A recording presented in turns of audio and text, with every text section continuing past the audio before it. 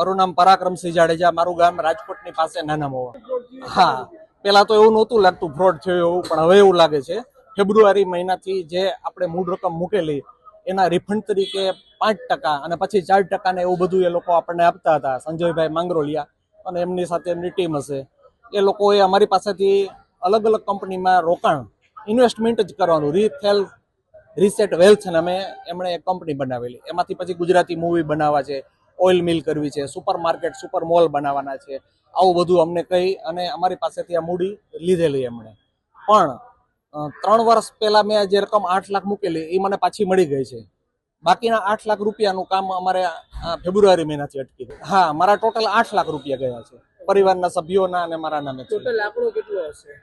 Total આંકડો હું એવું માનું છું, બીજાનો તો મને ખ્યાલ નથી, પણ અમારા નાના મોવામાંથી લગભગ 65 થી 67 વ્યક્તિઓ આ બધા પરિવારની થઈ અને લગભગ 8 થી 8.25 કરોડ રૂપિયા જેવી રકમ. આ લોકો અલગ અલગ માણસો દ્વારા આવી બધી વાત કરતા કે આ કંપનીમાં રોકાણ કરો અને આનું સારું વળતર મળે છે. એ લોકો એમ કહેતા પહેલા અમે શેર બજારમાં રોકાણ કરી છે, આઈપીઓ બહાર પડે એ બધું ભરી છે, એમ કરતા કરતા ગુજરાતી મૂવી બનાવવા, ઓઇલ મિલ. તમને વિશ્વાસ કેમ આવ્યો? કારણ કે અમારી પહેલા જે અમુક માણસો એ બધા વ્યક્તિઓ મૂકેલા એમને રેગ્યુલર બધું મળતું જ હતું, એટલે ભરોસો.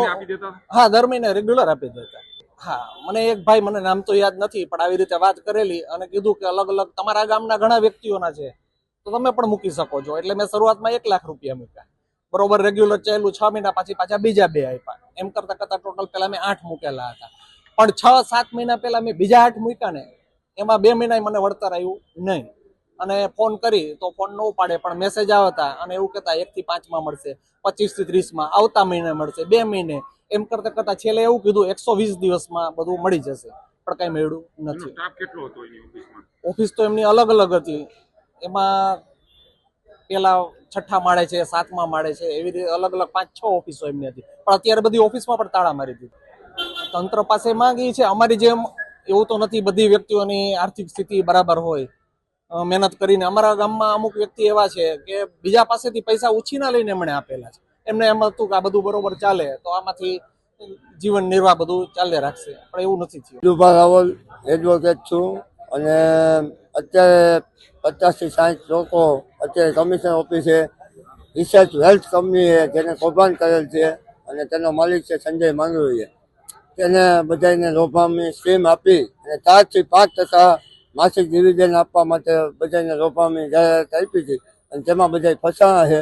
અને એના જુદી જુદી કંપનીના નામ રાખ્યા હતા, માય એન્ટરપ્રાઇઝ ને વગેરે હતા. તેમાં બધાને ડિવિડન્ડ આપતા હતા, પણ માર્ચ મહિનાથી ડિવિડન્ડ આપવાનું બંધ થયેલ છે અને કોઈને કીધું હતું કે અમે તમને પછી પૈસા આપી દઉં એવું કરી અને હવે મોબાઈલ બંધ કરી દીધી છે, ઓફિસ બંધ કરી દીધી છે અને એની મિલકત પણ વેચી નાખી છે એવું જાણવા મળેલ છે. અને અત્યારે ફરાર થઈ ગયો છે તો એના પાસપોર્ટ વિઝા જપ્ત થાય, તેની ઉપર કાયદેસર કાર્યવાહી થઈ અને નાના માણસોના બધાના પૈસા પાછા મળે એવી અમારી વિનંતી માટે અમે કમિશનમાં બધા લેખિત ફરિયાદ અરજી કરી અને ફરિયાદ કરી છે કે અમને આ તાત્કાલિક આનો નિકાલ છે. એક સંજયભાઈ માંગરોળિયા કરીને વ્યક્તિ છે, જે અમારા ભાઈના સંપર્કમાં આવેલા અને 5% લેખે દર મહિને વળતર આપવાની લોભામણી સ્કીમ અમને આપેલી અને એવી રીતે અમને ઇન્વેસ્ટમેન્ટ કરાવેલું. એને અમને એવું કીધેલું કે આ પૈસા તમારા શેર માર્કેટમાં અને જે મૂવી બનાવે છે એમાં તમારું ઇન્વેસ્ટ થાય છે અને તમને દર મહિને 5% વળતર અમે આપશું. એ રીતે અમને એવી લોભામણી સ્કીમ આપેલી, જેથી કરીને અમે બધા ગામ લોકોએ ઘણા બધા પૈસા રોકેલા છે.